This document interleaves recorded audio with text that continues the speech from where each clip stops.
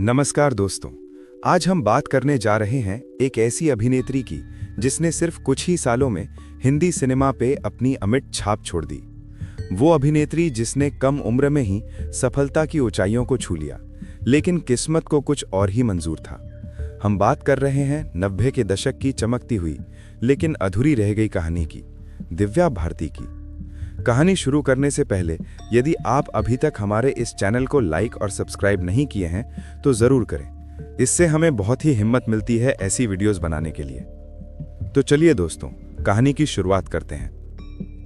दिव्या भारती का जन्म 25 फरवरी 1974 को मुंबई, महाराष्ट्र में हुआ था। उनके पिता का नाम ओम प्रकाश भारती और माता का नाम मीता भारती था। वो एक मध्यम वर्गीय पंजाबी परिवार से थीं। दिव्या बचपन से ही बेहद चंचल, हंसमुख और ऊर्जा से भरी हुई लड़की थी। उनके परिवार को कभी नहीं लगा था कि दिव्या इतनी छोटी उम्र में बॉलीवुड की बड़ी स्टार बन जाएंगी। वहीं उनकी शुरुआती शिक्षा की बात करें तो दिव्या ने अपनी प्रारंभिक पढ़ाई Manik ji Cooper high school, Juhu, Mumbai से की थी। स्कूल में ही उनके दोस्तों और शिक्षकों ने उनकी खूबसूरती और एक्टिंग की तारीफ करनी शुरू कर दी थी। कई बार उन्हें स्कूल के नाटकों और डांस प्रतियोगिताओं में हिस्सा लेने का मौका मिलता था और हर बार दिव्या अपनी चमक बिखेर देती थी। वहीं अब इनकी फिल्मी सफर की शुरुआत को देखें तो दिव्या भारती का फिल्मी सफर बहुत कम उम्र में शुरू हो गया था। सिर्फ 14 साल की उम्र में उन्हें साउथ फिल्म इंडस्ट्री से ऑफर मिला। हालांकि शुरुआत में कई फिल्मों से उन्हें बाहर कर दिया गया, लेकिन दिव्या ने कभी हार नहीं मानी।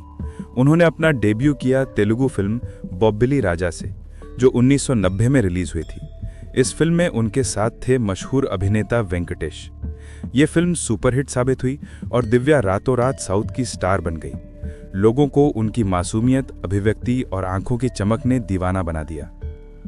तेलुगु फिल्मों में सफलता के बाद दिव्या को बॉलीवुड से ऑफर आने लगे। उनकी पहली हिंदी फिल्म थी विश्वात्मा 1992, जिसमें उनके अपोजिट थे सनी देओल। इस फिल्म का सुपरहिट गाना सात समंदर पार आज भी लोगों की जुबान पर है। इस एक गाने ने दिव्या को पूरे भारत में मशहूर कर दिया। विश्वात्मा के बाद दिव्या ने एक के बाद एक हिट फिल्में दी।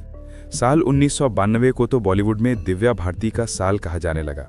उनकी प्रमुख फिल्में थीं शोला और शबनम 1992 गोविंदा के साथ, दीवाना 1992 शाहरुख खान और ऋषि कपूर के साथ, दलाल 1993, बलवान 1992 सुनील शेट्टी के साथ, दिल ही तो है, रंग, दीवाना मस्ताना। फिल्म दीवाना ने तो जैसे बॉलीवुड को हिला दिया। ये फिल्म सुपरहिट रही और शाहरुख खान का भी डेब्यू था। दिव्या की अदाकारी, उनकी मासूमियत और रोमांटिक अंदाज ने उन्हें दर्शकों के दिलों की रानी बना दिया। इस फिल्म के लिए उन्हें Filmfare award for best debut female भी मिला। अब इनकी निजी जीवन की बात करें तो दिव्या भारती की निजी जिंदगी भी फिल्मों जैसी रोमांचक रही।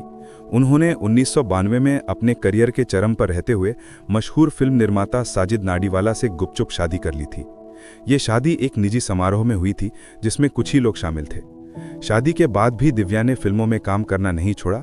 वो और भी फिल्मों में काम करने वाली थी, जिनमें कुछ शूटिंग के दौरान अधूरी रह गई। 5 अप्रैल 1993 की रात बॉलीवुड के लिए एक काला दिन बन गई। मुंबई के तुलसी अपार्टमेंट में दिव्या अपने घर की बालकनी से गिर पड़ी। उन्हें तुरंत अस्पताल ले जाया गया, लेकिन डॉक्टरों ने उन्हें मृत घोषित कर दिया। उनकी उम्र उस समय सिर्फ 19 साल थी। दिव्या की मौत को लेकर कई तरह की अफवाहें और थियरी सामने आईं। किसी ने कहा यह एक्सीडेंट था, किसी ने कहा सुसाइड, तो कुछ लोगों ने कहा कि यह मर्डर भी हो सकता है। लेकिन सच्चाई आज तक रहस्य ही बनी रही है। पुलिस ने इस केस को एक्सीडेंटल डेथ बताकर बंद कर दिया। दिव्या की कई फिल्में उनकी मौत के बाद रिलीज हुईं, जैसे रंग, शतरंज, ठीक है आदि। इन फिल्मों को देखकर लोगों की आंखें नम हो जाती थी, क्योंकि पर्दे पर उनकी मुस्कान के पीछे अब एक अधूरी कहानी छिपी थी। दिव्या भारती सिर्फ खूबसूरत ही नहीं थी, बल्कि एक प्राकृतिक कलाकार थी। उनका अभिनय सहज था, मानो वो कैमरे के सामने नहीं बल्कि जीवन जी रही हों। उनकी आंखों में एक मासूमियत और शरारत झलकती थी।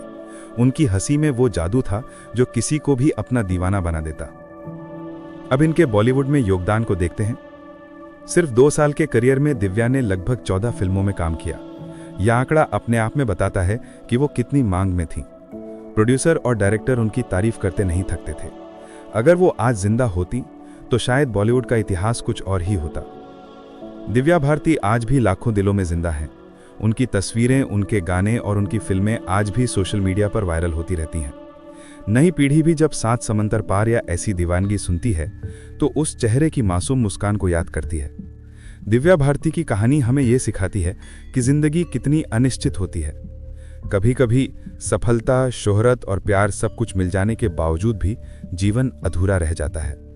लेकिन जिसने कम समय में इतना असर छोड़ा हो, वो मरकर भी अमर हो जाती है।